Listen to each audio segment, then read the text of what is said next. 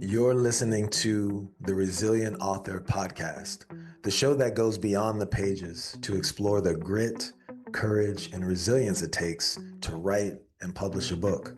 I'm your host, Kary Youman, and each week I sit down with authors to uncover the stories behind their stories, the challenges they faced, the breakthroughs they experienced, and the wisdom they've gained along the way. Whether you're working on your first chapter or celebrating your launch, this is the place to find inspiration and practical takeaways for your own author journey. Let's dive in. For those who may not know you yet, what's your book about, and what do you hope readers take away from it? Okay, so my book series is called Fabric Wars. There are 2 books in the series, and it's not about fabric. Okay, maybe a little, but it started out being on the fabric journey because I started a vintage fabric resale store on Etsy a number of years ago. I've always been a writer. I started to write stories on the pages about where the fabric had come from. A lot of what I buy and sell came from an estate. So it has a history to it, the owner who had it before me, maybe what the owner liked to do with her fabric or her craft or her skill. So there was always some information. And if there wasn't anything along the serious note, it could get kind of funny sometimes because of the competition that I had to go up against or the auctioneer behind the sale of the fabric. There just was always something to talk about. My writers started to really push me to write a book. And so that's what kind of started the book. But I have a long life in resale, not just fabric. So there's other stories that the book will get into, but it also goes into stories about, I guess, about me. And I guess it becomes a little bit of a memoir. There's periods where I compare myself to the people that I meet and the people that have passed down this fabric or this item that I am reselling. So there's just, I'm somebody who gets squirreled. And so one random thought might take me halfway through the chapter before I even talk about the fabric. Yeah, so it's a lot of things. So just to piggyback on that, one random thought, like where did the actual idea for the book first come from? Like, was there a particular moment or experience that really set this into motion for you? It just, I've been writing since I was a kid. I started to dabble. I always thought my lane was going to be novels, and I started to write fiction in my 20s and my 30s. I wrote 4 very long books. I had some representation for a while, but it was one of those things where I didn't have a whole lot of early success as a writer. It wasn't the same 30 years ago that it is now. 30 years ago, if you self-published your book, it was considered to be a vanity thing. They called it vanity publishing. So it was shameful back then. And I did not have a whole lot of luck with publishers. I had an agent for a while. I had some great publishers consider my books. I didn't finally get published until it was a magazine article in my 30s. Rejection, it's hard. After collecting rejections for more than a decade, for 10, 20 years, I really thought I was done writing. It wasn't until I was forced to figure out how I was going to make money as a single mom that I started getting involved with resale as a side hustle, to make extra cash. And I think that people that write, just, it's always there, whether you're talking to people in a conversation or, whether you're writing a letter to somebody, or in my case, if you're writing the listing for something that you're selling, storytellers want to tell a story. So these stories, these little mini stories were popping out on my pages. And yeah, I have a lot of faithful customers that I've collected over the last 20 plus years. And after enough of them said, you really should put these into a book, I was like, okay, well, this time they're telling me what to write. They're telling me to write it. My audience is kind of already in front of me. So decided to go at it again. I never thought I'd write nonfiction, never in a million years. But why not? Why not? Why not? I mean, Why not? you've lived a full life and you're still living. I had a chance to kind of poke around a bit at your social media and had a chance to see a lot of your fabrics, just you and your day-to-day life. I mean, it seems like you've come, at least from what I've seen, it looks like you've come across some pretty unique finds and stories, I would imagine, through your work. Was there or have there been any particular items or experiences that I would say maybe unexpectedly inspired your writing, maybe even found its way into your book? Could you share anything about that? So this is a story that is not, this one is going to be for book three. Book three Mm, is already in the works. I've been outlining chapters as they happen. I'm kind of in forced hiatus right now because I had a really, really, really large estate sale a year ago mm, that, okay, yes, it was fabric, but it was also a tremendous amount of mid-century everything. mm, And it was 6 sales to complete this auction. I filled my house. I have a storage space in my garage. I filled that. I'm still unburying. So I have a hard time justifying going to a sale. Now, mm. until I get caught up, now I'm not saying ever. So there is always an exception. Fabric is something that doesn't come around very often. A lot of auctioneers find it pointless, and they toss it or it gets under advertised. It's hard to come across a really, really good fabric collection. So I always tell myself, okay, if there's a fabric collection, then I have to go. Just I have to go. So Mm, there was a sale just this past spring, and they advertised fabric, quilting material, that sort of thing. They didn't go crazy advertising it, but again, auctioneers just really don't care a whole lot. So I have gone to auctions where they have not even advertised that there was fabric, and I have found mountains of it. And I've gone to auctions where they have advertised tremendous amounts of fabric, and I've gone and there has been none. So I never quite know. And it's mm, one of those things where I don't want to call ahead of time and say, hey, could you tell me a little bit more about your fabric? Because educating an auctioneer is not always something in your best interest. Well, why do you want to know? mm. So Yeah. I like to hold my cards until I get to the Mm, sale. This mm, sale was close enough that I had to go. So I went, and it was the sale of a man who um, he made stained glass Tiffany style lampshades for a living. He mm, had done it for decades. He was excellent at it. He was renowned in the area for the lampshades that he made. Something that I discovered about myself when I first started doing resale was that I have a pretty good gut feeling. You couldn't, back when I first got started, we didn't have smartphones. You couldn't look up something on the fly to see what it was worth. You just kind of had a gut feeling about it. And so I still go back to that sometimes. I like to buy really oddball things. So one of the things that he had were the fiberglass molds to make these lampshades with. And some of them were gigantic. Some of them were, 25, 26 inches diameter, and, they're cone shaped, very large. mm, And I don't know what it was, but I had it in my brain for weeks going up to this auction that I wanted those molds. So I did a mm, little bit of research ahead of time, kind of confirmed, yeah, you really want those molds. So I knew at that point because I could look them up.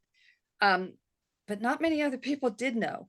And so they were the early molds that I picked up. I think I paid $2 a piece for, and then some family got involved and got sentimental about it. And so they bid against me a little bit. At the end of the day, I spent roughly about $600 on, I think, 19 molds. And these were mm, something that have been discontinued. Okay, you can't get them anymore.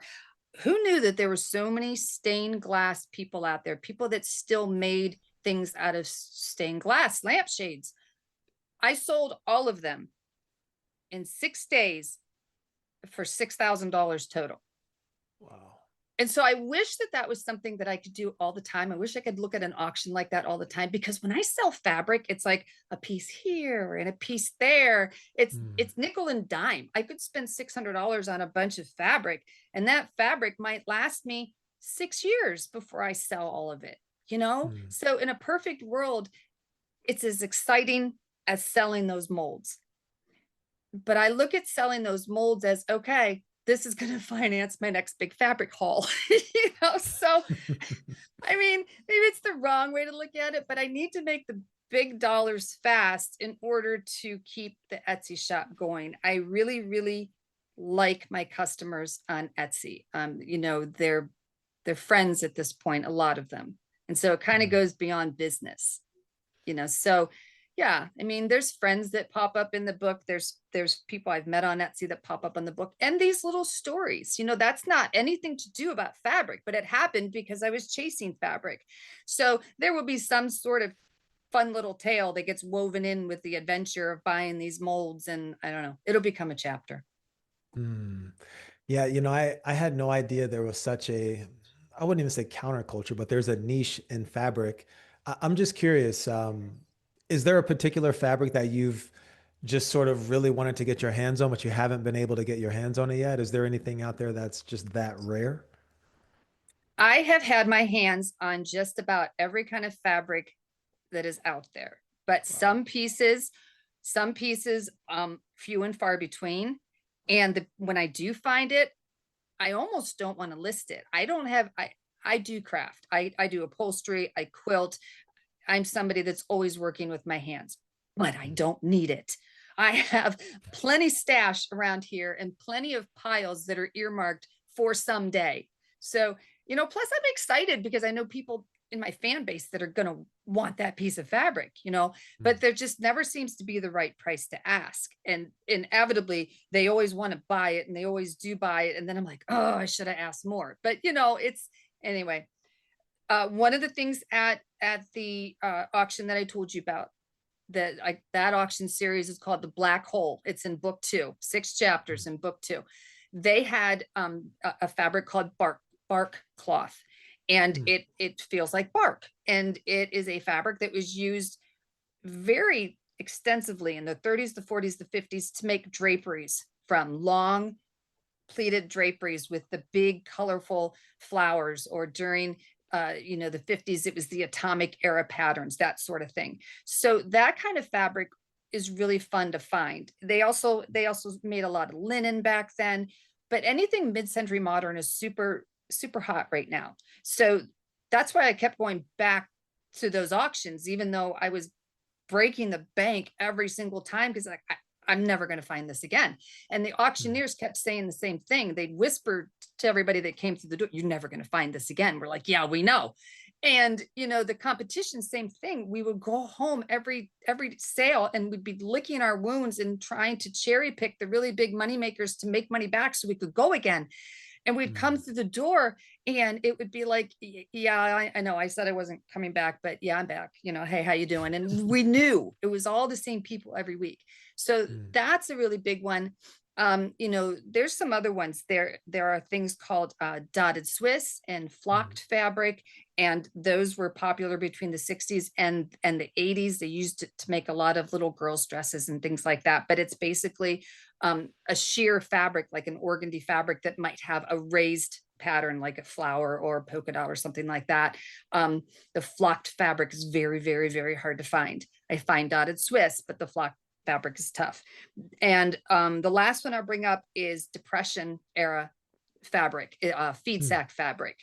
Back during the Depression years of the 30s and the 40s, when America was struggling to make ends meet, they companies would do things to try to help the family out. And so things like sugar and flour and seed and grain, it always came in in fabric sacks that were pulled together with string, And before the Depression, those were typically just plain white sacks that would have the logo of the company stamped on the front of it.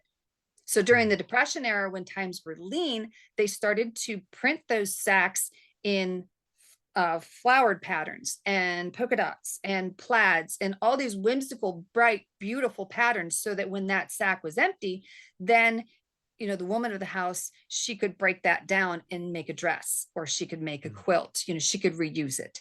So feed sack fabric will always be very valuable. It is one thing that has not really lost its value in all the time that I've been doing this. Wow, that is so fascinating to me. Like there's just a whole world of fabric that I just had no idea existed. I would imagine some of our listeners are probably pretty amazed too, because it sounds like you could keep going Oh if yeah. we kept talking about it. So I'm just curious, Kira, in terms of just the challenges as an author. I mean, whether it's, self-doubt, perfectionism, or just life getting in the way. You mentioned being a single parent. What would you say has been like the biggest challenge around finishing this series, and how have you been able to move through it and just get it done?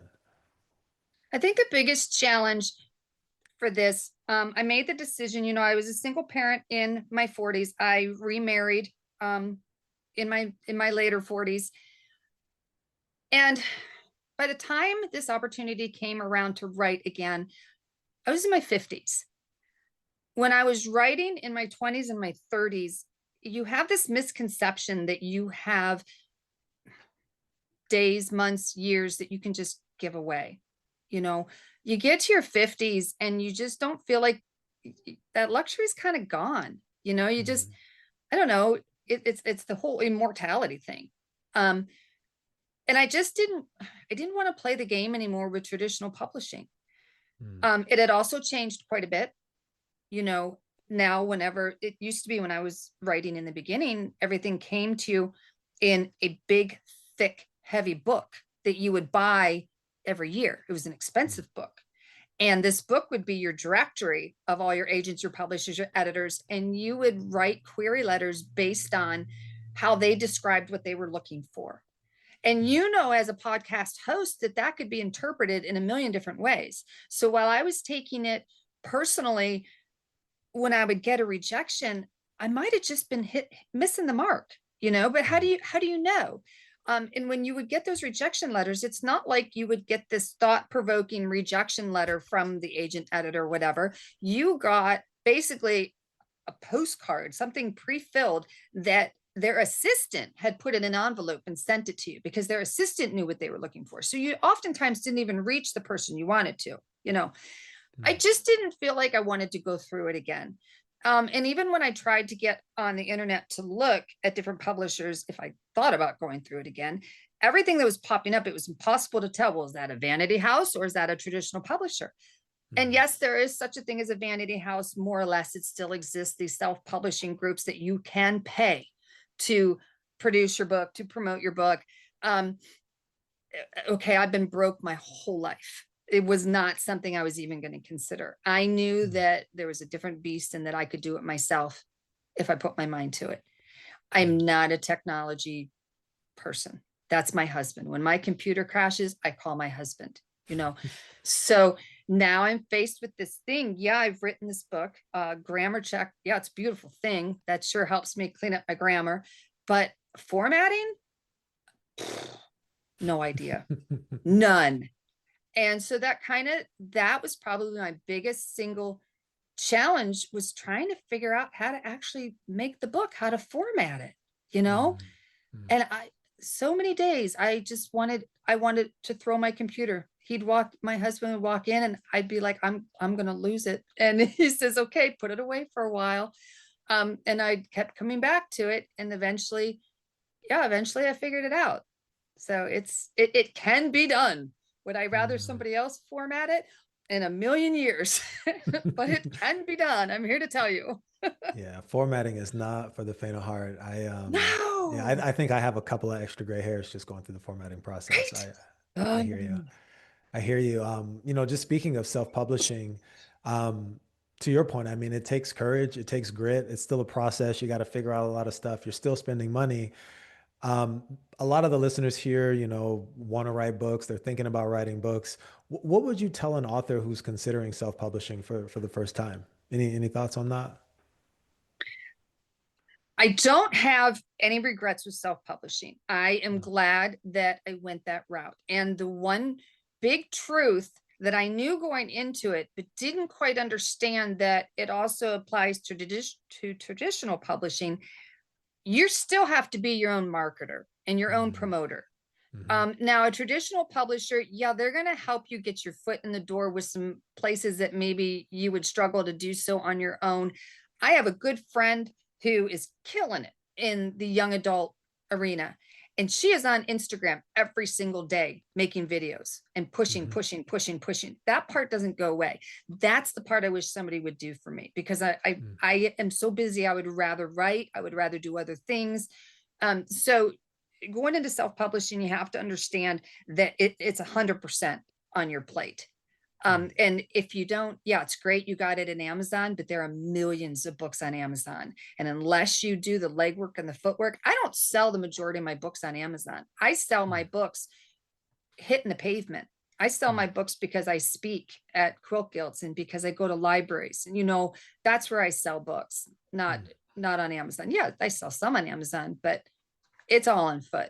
So yeah, that's the big ticket. And, you know, as far as the how-tos of it all and the frustrations of it all, again, if you can do research, you can figure out how to self-publish a book. You know, I was able to find a step-by-step thing on the internet that took me through Microsoft Word to format my book. Was it perfect? No. Did I make mistakes? Every single day, every 5 minutes, I was making a mistake, but I was able to figure it out, you know? So yeah, don't let it deter you. It's a process and it's an experience. Yeah, it can be discouraging for people who try to sort of eat the whole elephant without taking it piece by piece. To your point, you just sort of learn as you go, and eventually things start to click. And if they don't, like you said, the internet and Google are very powerful resources. So yeah, it's a really good Yeah. reminder. So I'm just curious, Kira, once your book got out there into the world, you know, you're in the community, you wrote this book, you have kids, you know, you have a partner. Like, did you start to notice any shifts just in your work and your relationships and just how you see your story now? Like, what has shifted for you since you've become a published author? Um, I think a lot of opportunities have shifted. I'm doing a lot of things now that I didn't think I was going to be doing when I was writing 30 years ago. You Mm, know, 30 years ago, the dream was to have the book. Okay. I didn't understand a lot of the publishing process then either compared to now. Um, so yeah, so I mean, I have the book again. I mentioned that it's on me to promote, it's on me to market. So I knew I was going to have to do something. One of the easiest things that I found that I was doing, and that was free, I was putting notes inside all of my packages, you know, that I buy and sell. I always buy and sell. For one, I love it. For two, I won't have any more stories if I don't, you know. Um, but you know, the notes just basically says, hey, you know, a bunch of you asked me to write a book, here it is, you ought to check it out. So I sold books that way. It is a lot of fun going to the quilting guilds, doing speaking engagements and speaking. I only signed up for that because again, it was a way to market the book and it was free. They were paying me to come. um, mm, you know, when I went to that auction with the lampshade molds, it was kind of funny. A woman stepped out of line and came over and she said, you know, I know you came to the quilt guild, I read your book. And she said, when's the second one coming out, you know? And she gave me a hug. And so, you know, mm, that was kind of cool. I think that that's something everybody always thinks about, is being recognized or remembered or read your book or whatever. um, but I'm in a niche market, so I don't expect that's something that's going to happen all the time. But one of the things that happened from those notes, a California TV producer messaged me, and you know, she bought a stupid piece of fabric. I mean, come on, she bought a fabric scrap, I think for like $3, something mm. ridiculous. And she writes to me and she says, you know, I'm a TV producer, how do you feel about reality TV? And I was like, what? You know, um, and all I could think about was I spent all these years writing these really long letters to publishers and agents. And, you know, it took something I didn't even write myself, something that was pre-printed on the computer, and I sent it to her.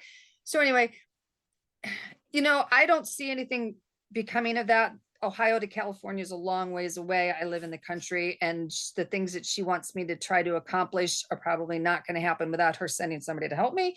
But over the Mm, last 2 years, what she has pushed me to do is to put myself out there and to become more recognizable, to work on my brand. And so mm, I've started doing videos, and I used to hate public speaking, hate it, hate it, hate it, hate it, hate it. I would not have mm, been doing this 30 years ago, trust me.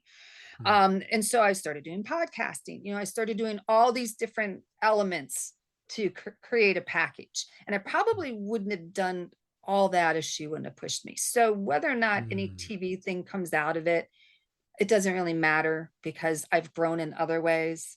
You know what I mean? Yeah. So, Yeah. but yeah, so yeah, I would have never dreamed 30 years ago.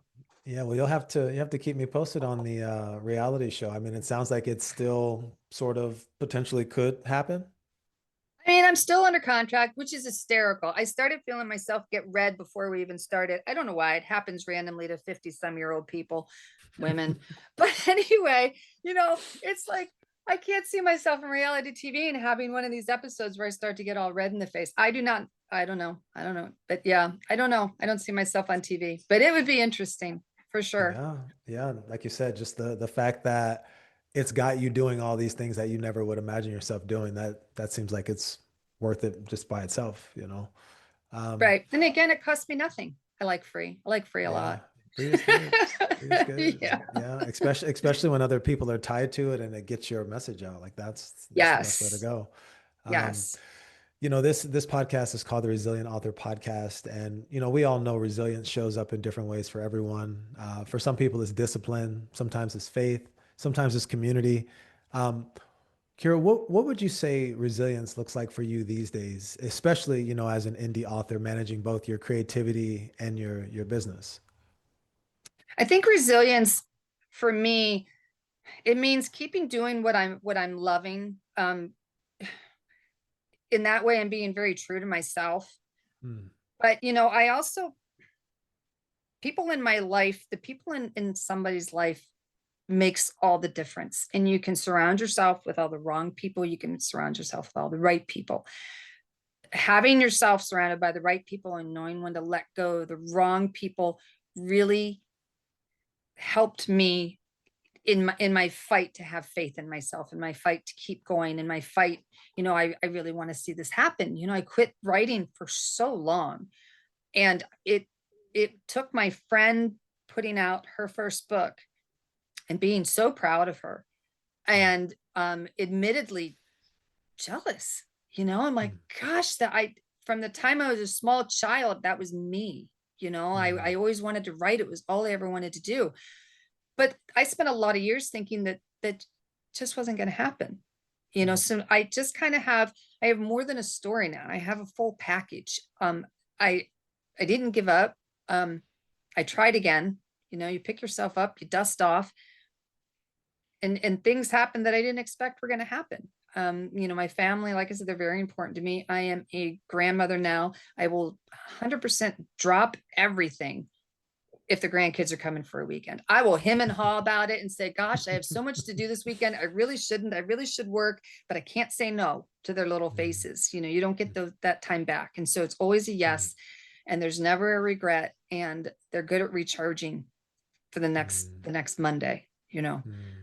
So yeah, surround yourself with the right people all the time. I love that. And I'm sure your grandkids really appreciate the time they get with grandma. That's awesome. Um, so I mentioned this a little bit earlier, but a lot of the Mm-hmm. listeners are sort of in that sweet spot of they have an idea for a book. Maybe they've started and stopped. Maybe they don't have the confidence. There's a lot of different things that can be going on. What would you say to someone who feels called to write but isn't sure they're actually ready to start? Okay, thinking about writing.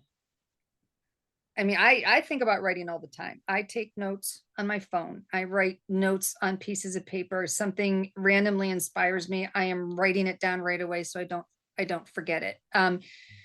But that being said, if I do not set aside a time every day that is strictly for writing, it's not going to happen.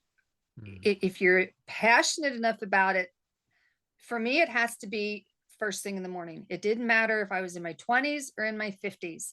It had to be first thing in the morning because my mm, life gets busy in a hurry. And I will tell myself I am going to sit down from 1 to 2 and write. But next thing I know, I'm still working on these listings at 1:45. It just, so it has to be the very first thing I do. And around here, we get up at 4:30 in the morning.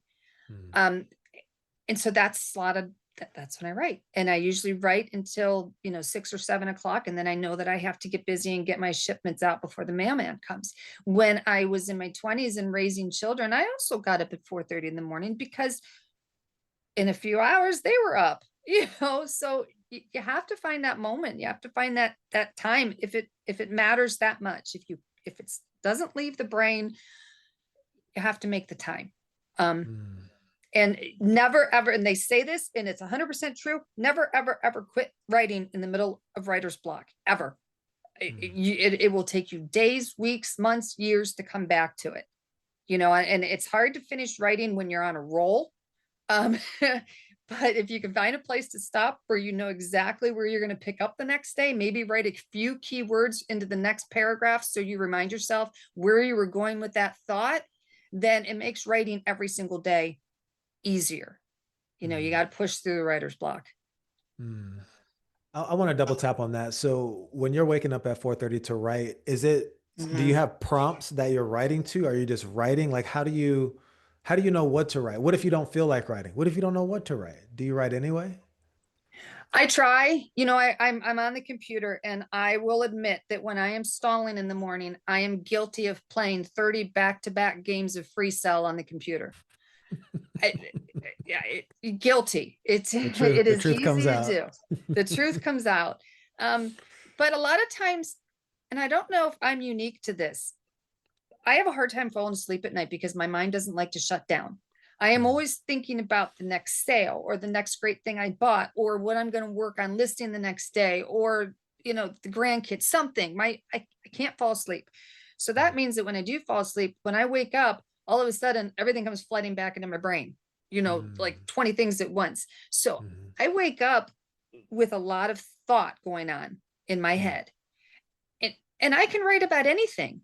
And a lot Mm. of my stories start out with an anecdote or a personal story or a journey that leads into something that happened at this sale. So I don't have any trouble writing about things that I know or that part of my past or part of my history or, you know, feelings or family or yeah, if it's nonfiction or a memoir, it's a piece of cake to write about it. I don't worry about grammar. I don't worry about punctuation or spacing. I don't worry about any of that until I am completely done writing the book. It's a Mm. mess when I'm done with it, but I just go. Mm. If I misspelled a word and I know it, I don't care. I just go, keep going and going Mm. and going. I love that. Yeah, just keeping that momentum, not stopping, just Mhm. keep moving. I love that. So speaking of momentum, we're going to move into what I call the lightning round. I'm going to ask you 5 questions. Okay. Um, Ideally, try to answer it as quickly as you can, but Okay. sometimes, people want to Here we go. add to it, and that's fine. Okay, so what's one book that changed your life? The Giving Tree. Hmm. If you could have dinner with any author, past or present, who would it be? There's a book called These Is My Words, and I'm trying to remember her name. It's the story of a woman's diary, and she was Hmm. very poor, and it's like I said, it's a memoir, and grammar did not matter. She was one heck of a storyteller, and so yeah, Hmm. I'd like to sit down and talk to her. Right on. When it comes to getting ideas out, are you more of a writer or a talker? um, I'd like to say writer. If you ask my husband, who tunes me out after about the first 30 minutes, he might say talker. We may have to check in So with him on the next episode. you might, yeah. All right. Kira, finish this sentence. Writing my Okay. book taught me to. To care about what I have to say. Hmm. In one word, what does resilience mean to you? Empowerment. Hmm. That was great. So this is what I like to call the final chapter, just to wrap this up. If you could leave, one piece of encouragement with our listeners, something that they'll take with them long after this episode, what would it be? As I've gotten older, And again, realizing this whole immortality thing, no years to waste. And since I become a grandmother, yes, my journey in writing has always been super important to me. It has always been important to me that I leave words behind, that I leave my feelings behind on paper, whatever. Maybe that was always important. But anymore, it also becomes about what I leave behind in general. I want to leave behind good things. I want to leave behind care and love and positive things. And I think putting that into my writing and putting that into my lifestyle and putting that into my grandchildren and putting that into my missions and putting that into my faith and putting that into everything that is important to me and means something to me, it brings me a lot of peace. And I think that being conscious of that when I am writing, it gives me peace about the books that I'm leaving behind too. Not just for my family, but anybody. Just gonna take that in. So before we go, what's next for you as an author? I know you said you have a series, you're working on some other stuff. Could you give our audience maybe a sneak peek of what's next? What's next has actually kind of already happened. We have 8 grandkids between my husband and myself, and we have a 5-acre hobby farm. We have camp for the 8 grandkids here on the farm for a week every year. It's a chance to get everybody together. We don't get to see them as often throughout the years we'd like. They don't live close by. And with 8 kids comes the need for better transportation. So 3 years ago, we bought a used city transit bus, and I painted it to look a whole lot like the Scooby-Doo Mystery Machine bus. It has turquoise fur that hangs from the ceiling, and there's flowered seats, and my husband put an Ooga horn on it, and this is what we take on our trips. So my mother, for the longest time, said, you really need to write kids' books. You really need to write kids' books. And so when camp started, she says, okay, you really need to write kids' books, but I want you to tell it from the viewpoint of the bus. It's like, oh, okay. Yeah. So my friend who painted the covers of my Fabric Wars books, she's in the background saying, well, I always did want to illustrate a children's book, So I'm like, okay, fine. So she illustrated the book. I wrote the book. It's Arlo the Camp Bus, and it is the first of the series. And that one has been released. I'm working on the second one. But, as much as it's telling the stories of camp, again, this goes to me caring about what I leave behind. It has a strong message for children. There's a message in every single book. So the message at the end of this book is I am loved. And it goes through the story of, Arlo, when we found the bus on a dirty, dark lot, and sad and lonely and worried. And Arlo goes through all the emotions of being alone and wanting a family. And so, of course, at the very end, when Arlo realizes that Arlo is now a camp bus, well, now there's joy and now there's love. So, so they all have this little secret cute message at the end for the kids. So there's that. Yeah. I love it. Arlo sounds like a pretty cool bus. It's a great bus. We have a lot of fun. Right now, I am again promoting. But I just mailed last week 50 libraries and schools to come do a book reading. And of course, I have offered to show up in the bus. So we'll see. All right. Some Arlo appearances. I'll have to check you out on social media to get some right. I'll see if I can get anything. Yeah. But you can see the bus on social media. Yeah, it's all over. Wow, that sounds like a lot of fun. I know parents are always looking for great books to share with their kids, so I'll have to put that in the show notes. Before we That'd be wrap, great. where can people find your books and just follow your journey as an author and a creator? So all of the books are on Amazon, and if you pull up one, they will all be linked together on that page. It pops up, oh, well, you might also want to read. Well, they're all mine. The Amazon's good for that. They link them together. If you go to my Etsy shop, though, and that should be in the show notes too, my Etsy shop is Oddity. I can sign the books there.